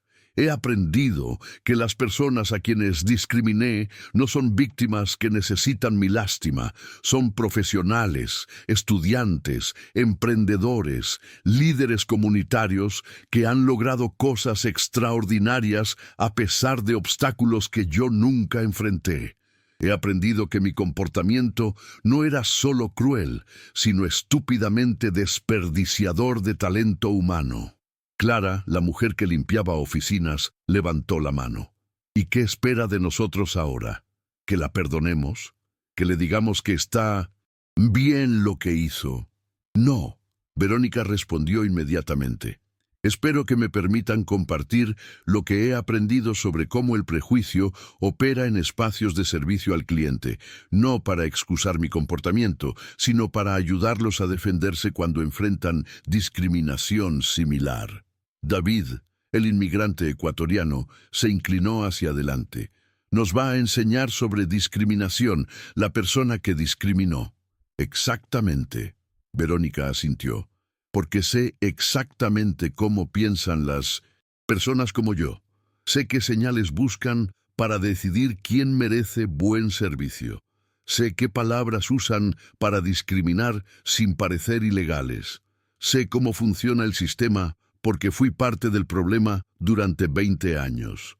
La honestidad brutal de Verónica creó un cambio sutil en la atmósfera de la habitación. Los participantes comenzaron a darse cuenta de que esta no era una sesión típica de caridad condescendiente, sino algo mucho más específico y potencialmente útil. Por ejemplo, Verónica continuó, cuando alguien como yo dice, no estoy segura de que tengamos algo en su rango de precios, no está siendo útil. Está usando código para decir, usted no se ve como alguien que puede permitirse comprar aquí. Cuando dice, tal vez estaría más cómodo en otra tienda, está discriminando basándose en su apariencia. Andrea, la madre soltera, intervino. ¿Y qué podemos hacer cuando eso pasa? Nosotros necesitamos esos trabajos, esas oportunidades. No podemos simplemente confrontar a cada persona que nos trata mal. Pueden, Verónica respondió, pero necesitan saber exactamente qué leyes los protegen y cómo documentar discriminación de manera que sea legalmente útil. Durante las siguientes 2 horas, Verónica enseñó el taller más importante de su vida, no desde una posición de superioridad moral, sino desde la perspectiva única de alguien que había sido el perpetrador y ahora entendía íntimamente cómo operaba la discriminación sistemática. Explicó cómo grabar discretamente interacciones discriminatorias, qué palabras legalmente constituían discriminación, cómo escalar quejas efectivamente, qué organizaciones proporcionaban apoyo legal gratuito. Más importante, enseñó técnicas de comunicación que permitían a las personas mantener su dignidad mientras navegaban espacios hostiles. La clave, Verónica explicó, es entender que cuando alguien los discrimina, están revelando su propia ignorancia e inseguridad. No están haciendo una evaluación objetiva de ustedes. Están proyectando sus propios miedos y prejuicios. Al final del taller, algo extraordinario sucedió. Clara se acercó a Verónica, pero no con la hostilidad que había mostrado al inicio. «Señora Verónica», dijo calmadamente, «esto no significa que la perdonamos por lo que hizo, pero reconocemos que está tratando de usar su experiencia para ayudar en lugar de solo sentirse mal por sí misma». «No busco perdón», Verónica respondió honestamente. «Busco propósito. Por primera vez en mi vida adulta, siento que estoy usando mis habilidades para algo que realmente importa». Mientras tanto, en la Universidad de Chile, Isabel estaba enfrentando su propio momento de verdad. Dignidad sin Fronteras había crecido más allá de sus expectativas más ambiciosas.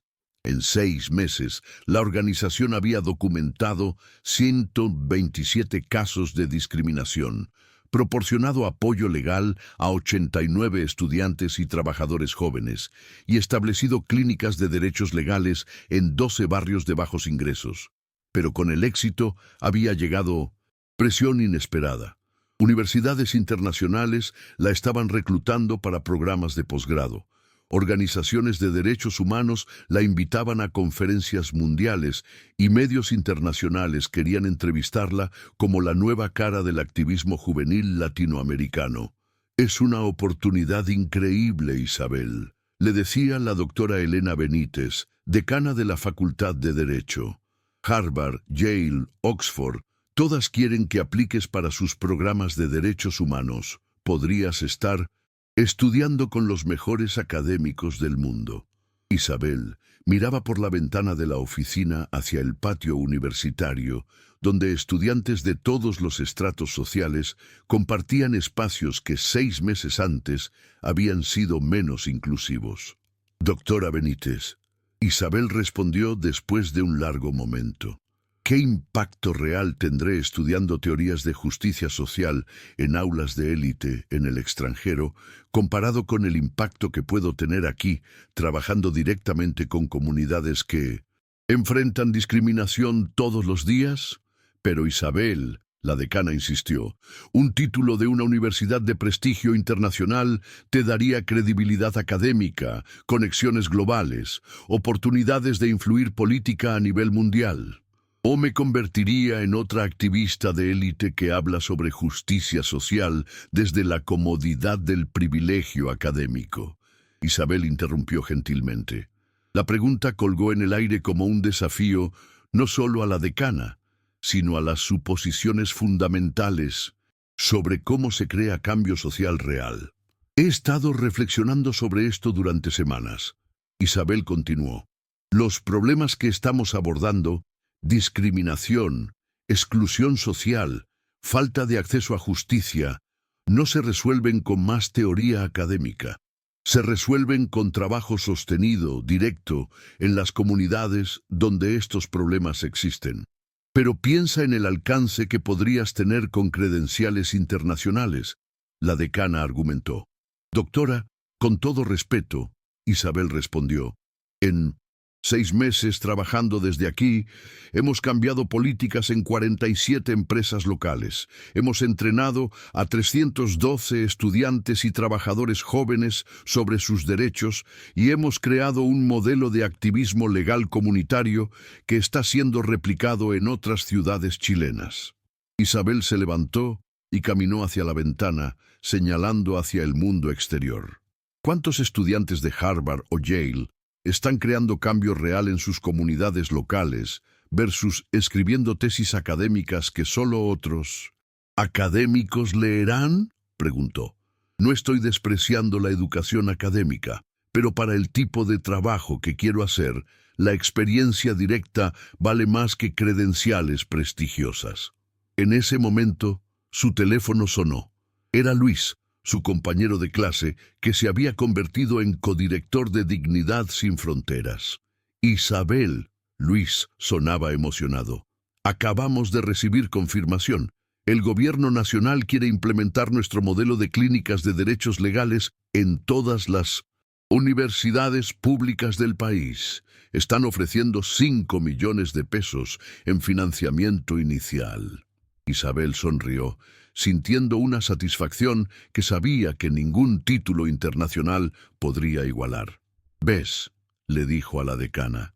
«Esto es lo que pasa cuando te enfocas en crear soluciones reales en lugar de buscar reconocimiento académico». Mientras Isabel rechazaba oportunidades de élite para profundizar su trabajo local, Ricardo estaba enfrentando las consecuencias más amplias de su revolución corporativa. Los cambios que había implementado habían tenido efectos dominó que nadie había anticipado. «Señor Balbuena», Mateo entró a su oficina con una expresión que mezclaba asombro y preocupación. «Necesita ver estos reportes». Ricardo revisó los documentos que Mateo le había entregado. Los números eran extraordinarios. Sus propiedades no solo habían recuperado completamente las pérdidas de clientes de lujo, sino que habían atraído una base de clientes completamente nueva. Más significativo aún, 3 de sus principales competidores habían comenzado a implementar políticas similares de inclusión, no por convicción moral, sino porque el modelo Balbuena se había vuelto tan exitoso comercialmente que ignorarlo significaba quedarse atrás. «Hay más», Mateo continuó. «Hemos recibido consultas de empresas en Brasil, Colombia, Perú y México. Quieren contratar nuestros consultores para implementar programas similares».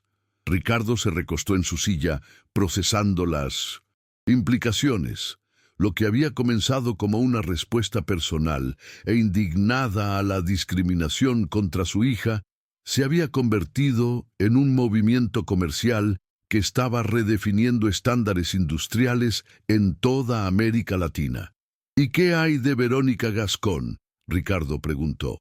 Durante meses había estado siguiendo discretamente los esfuerzos de la exgerente por redimirse. «Los reportes de los centros comunitarios son consistentes», Mateo respondió. «Ha estado trabajando como voluntaria durante 6 meses. Los coordinadores dicen que es la voluntaria más comprometida y efectiva que han tenido. Aparentemente, su comprensión de cómo opera la discriminación la hace excepcionalmente buena, enseñando a otros cómo defenderse contra ella». Ricardo consideró esta información cuidadosamente. La justicia poética habría sido que Verónica permaneciera permanentemente castigada por sus acciones. Pero había algo más poderoso en la idea de que alguien que había causado daño encontrara una manera de usar esa experiencia para prevenir daño futuro. «Mateo», Ricardo dijo finalmente, «quiero que hagan una evaluación completa del trabajo de Verónica en las comunidades. Si los reportes son tan positivos como dices, tal vez haya una manera de que use su experiencia de manera más amplia». «¿Está pensando en ofrecerle trabajo?», Mateo preguntó, claramente sorprendido. «Estoy pensando en algo más radical», Ricardo respondió. «Estoy pensando en que dirija nuestro nuevo departamento de prevención de discriminación. Nadie entiende mejor cómo operan los prejuicios en espacios comerciales que alguien que los practicó durante décadas». La propuesta era tan inesperada que Mateo se quedó sin palabras durante varios segundos. «Señor», finalmente dijo, «eso sería increíblemente controversial. La mujer que se convirtió en el símbolo de discriminación corporativa trabajando para la empresa que la castigó por discriminación». «Exactamente», Ricardo sonrió.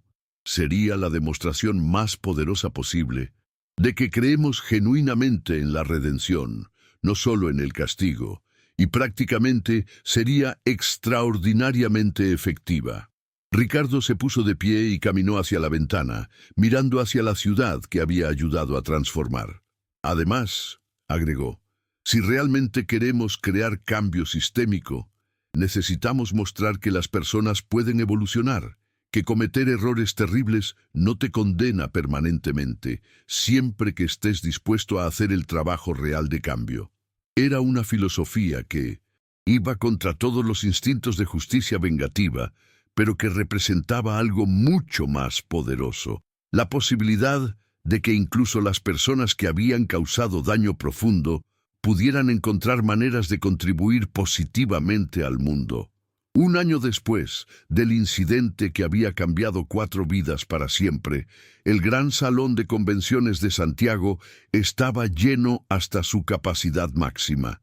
Más de 3.000 personas, empresarios, estudiantes, trabajadores, académicos, activistas y representantes de organizaciones internacionales se habían reunido para el primer Congreso Latinoamericano sobre dignidad e inclusión empresarial.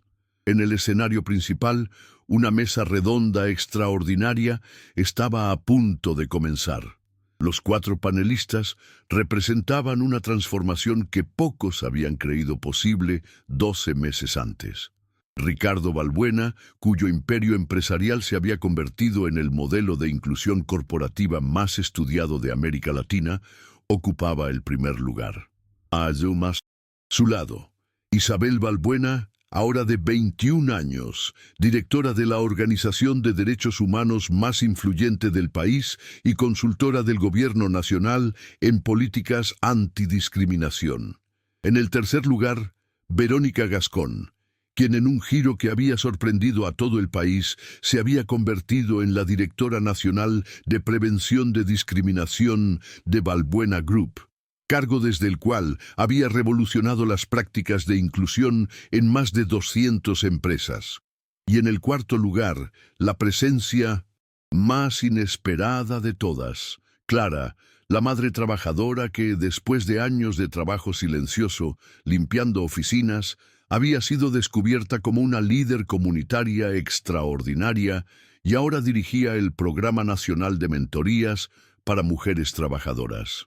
Damas y caballeros, la moderadora del panel, una reconocida periodista de Noticias 24/7, se dirigió a la audiencia. Hace exactamente un año, estas 4 personas protagonizaron un incidente que se volvió viral por las razones equivocadas. Hoy están aquí para demostrar que las historias más poderosas no son sobre conflicto, sino sobre transformación. Ricardo tomó el micrófono primero, su voz llenando el auditorio con la autoridad que había ganado no solo por su éxito empresarial, sino por su coraje moral. Hace un año, comenzó, pensé que estaba defendiendo a mi hija contra discriminación. No sabía que estaba iniciando una revolución que cambiaría no solo mi empresa, sino mi entendimiento completo de lo que significa el éxito real. Ricardo hizo una pausa mirando hacia la audiencia que incluía CEOs de las empresas más grandes de Chile, estudiantes universitarios y trabajadores de servicio que por primera vez compartían el mismo espacio en igualdad de condiciones. Los números hablan por sí solos, continuó. Nuestro modelo de inclusión radical no solo es moralmente correcto, es económicamente superior. Nuestras propiedades han visto aumentos del 47% en satisfacción del cliente, 52% en retención de empleados y 38% en rentabilidad. Pero más importante que eso, hemos demostrado que hacer lo correcto y hacer dinero no son objetivos contradictorios. Aplausos llenaron el auditorio, pero Ricardo levantó la mano para continuar. Sin embargo, el verdadero logro no es lo que hemos construido, sino lo que hemos aprendido sobre el potencial humano. Cada persona que trabaja en nuestras propiedades, cada cliente que entra a nuestros espacios, cada estudiante que se beneficia de nuestros programas, representa talento que habría sido desperdiciado bajo el modelo anterior de exclusión. Cuando Ricardo terminó, Isabel tomó el micrófono. A sus 21 años, había desarrollado una presencia que combinaba la sabiduría de alguien que había experimentado discriminación con la autoridad de quien había creado soluciones sistémicas para combatirla. Mi experiencia en Prestige Atelier no fue única. Isabel comenzó, su voz clara y firme. Cada día, miles de jóvenes latinoamericanos enfrentan discriminación similar en espacios de 1900 en trabajo, educación y comercio.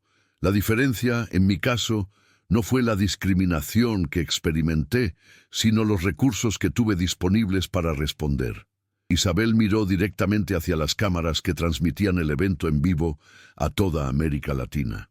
Por eso, Dignidad sin Fronteras nunca se trató de mi historia personal. Se trató de crear sistemas que protejan a todas las personas que no tienen un padre millonario para defenderlas. En 12 meses hemos documentado más de 800 casos de discriminación, proporcionado apoyo legal a 347 individuos y, más importante, hemos entrenado a más de 2.000 jóvenes para que se conviertan en defensores de sus propios derechos. La audiencia escuchaba en silencio absoluto mientras Isabel delineaba logros que habían redefinido el activismo juvenil en Chile. Pero el aprendizaje más importante, continuó, ha sido entender que el privilegio no es algo de lo que avergonzarse, sino algo que debe usarse responsablemente. Mi fondo fiduciario de $2.3 millones no me hace superior a nadie, pero me da la responsabilidad de crear oportunidades para otros. Isabel hizo una pausa, preparándose para el anuncio que había estado guardando para este momento. Por eso, hoy anuncio que estoy donando $1 millón adicionales para establecer el Fondo Permanente de Defensa Legal Comunitaria, que proporcionará apoyo legal gratuito a víctimas de discriminación en toda América Latina, operando independientemente de cualquier gobierno o institución.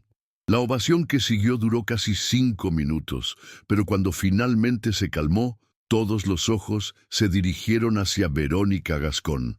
Verónica se acercó al micrófono con una mezcla de humildad y determinación que habría sido imposible de imaginar un año antes.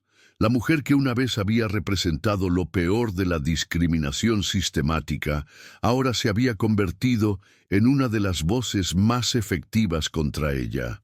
No voy a fingir que mi historia es inspiradora, Verónica comenzó, su honestidad brutal cortando el aire como un cuchillo.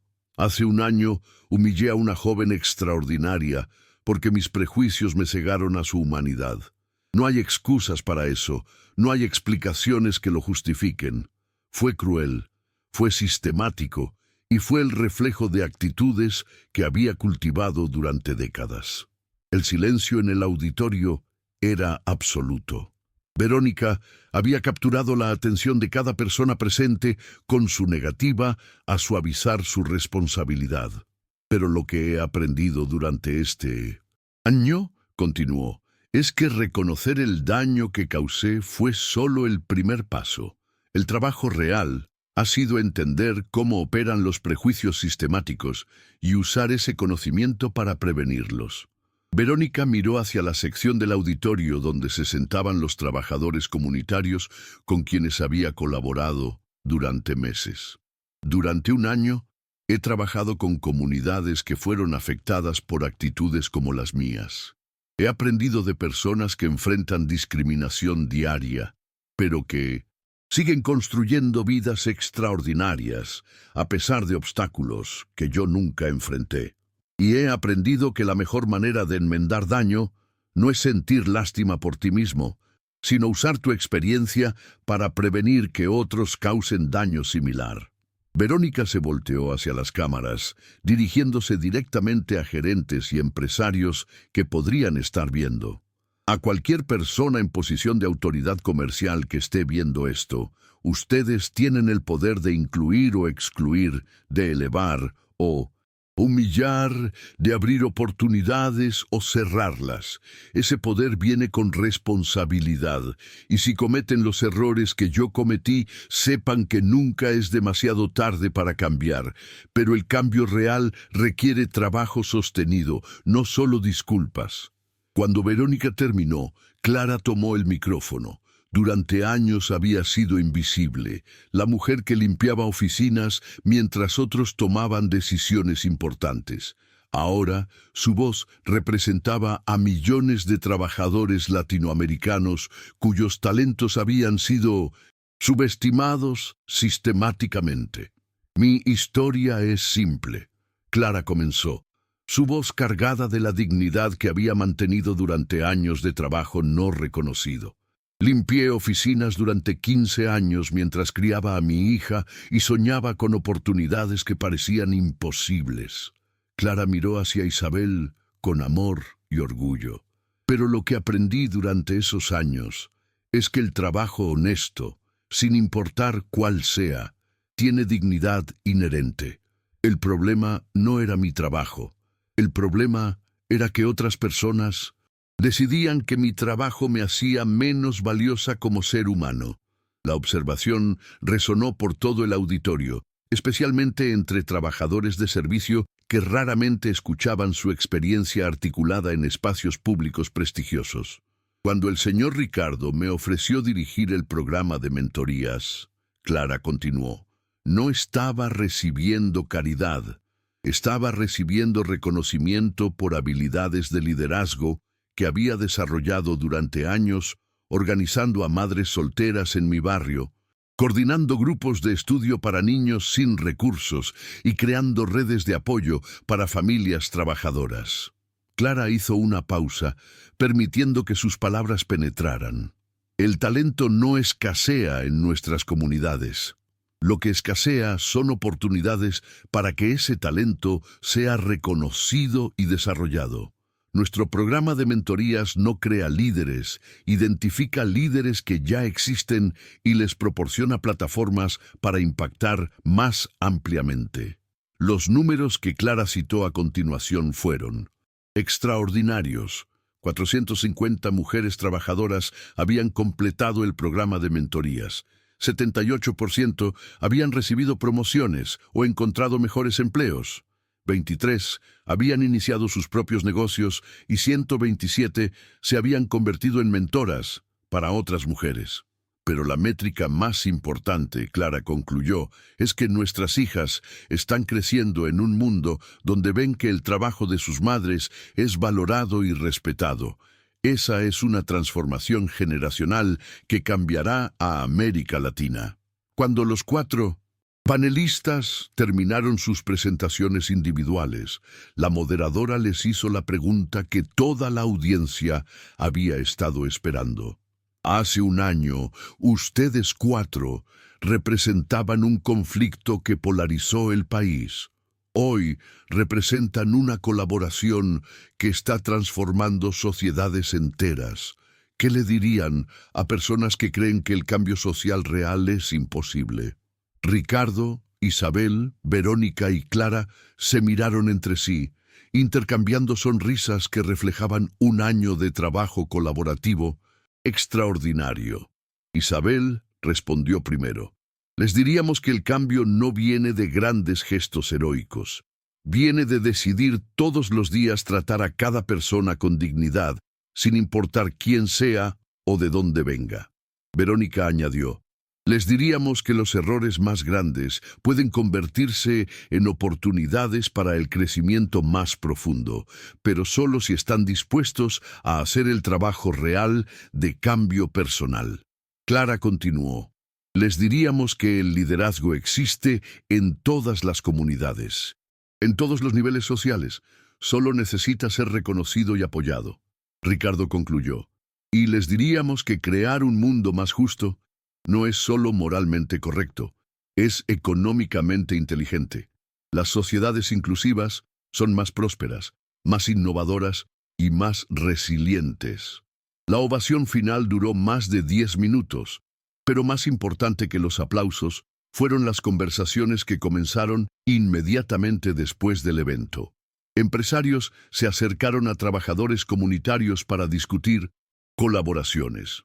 Estudiantes se conectaron con mentores potenciales. Activistas compartieron estrategias con líderes empresariales. 6 meses después del Congreso, los efectos se habían multiplicado exponencialmente. El modelo Valbuena había sido adoptado por más de 500 empresas en 7 países latinoamericanos. Dignidad Sin Fronteras había establecido capítulos en 15 ciudades. El programa de mentorías de Clara había sido replicado en 4 países, y Verónica había entrenado a más de 300 gerentes en técnicas de inclusión auténtica. Pero tal vez el indicador más poderoso del cambio había sido una encuesta nacional que mostró que el 73% de los chilenos creían que las actitudes hacia la discriminación habían cambiado significativamente en los últimos 2 años. Una tarde, exactamente 2 años después del incidente original, Ricardo, Isabel, Verónica y Clara se reunieron en el mismo centro comercial donde todo había comenzado. Prestige Atelier había sido reemplazada por una tienda llamada Dignidad Moda, que empleaba deliberadamente a trabajadores de diversos orígenes y entrenaba a su personal en inclusión activa. ¿Alguna vez imaginaron que estaríamos aquí juntos?, preguntó Isabel, mirando alrededor del espacio transformado. Nunca, Verónica respondió honestamente. Pero he aprendido que las transformaciones más poderosas son las que parecen imposibles al principio. Clara sonrió. Mi abuela solía decir que Dios escribe derecho en líneas torcidas. Tal vez necesitábamos ese conflicto para crear esta colaboración, Ricardo asintió. A veces el cambio real requiere crisis que nos fuercen a confrontar verdades que habíamos estado evitando. Mientras salían del centro comercial juntos, el empresario multimillonario, la activista visionaria, la exdiscriminadora convertida en educadora y la líder comunitaria emergente representaban algo que había parecido imposible 2 años antes. La prueba viviente de que las sociedades pueden evolucionar. Las personas pueden cambiar y la justicia puede emerger de la injusticia cuando hay voluntad genuina de transformación. Su historia había comenzado con humillación y terminado con esperanza. Había empezado con división y concluido con colaboración. Había iniciado con privilegio defendido y culminado con privilegio compartido. Y más importante que todo, había demostrado que cuando las personas están dispuestas a hacer el trabajo difícil de examinar sus propios prejuicios, confrontar sus propias limitaciones y usar sus recursos para elevar a otros, los cambios que parecen imposibles no solo se vuelven posibles, sino inevitables. La transformación estaba completa, pero su impacto apenas comenzaba a sentirse en toda América Latina. Si te gustó la historia que presentamos, no te olvides de dejar tu like, comentar qué te pareció y, por supuesto, suscribirte al canal El Contador de Vidas. Publicamos historias emocionantes y que invitan a la reflexión todos los días para que nunca te quedes sin algo nuevo que escuchar.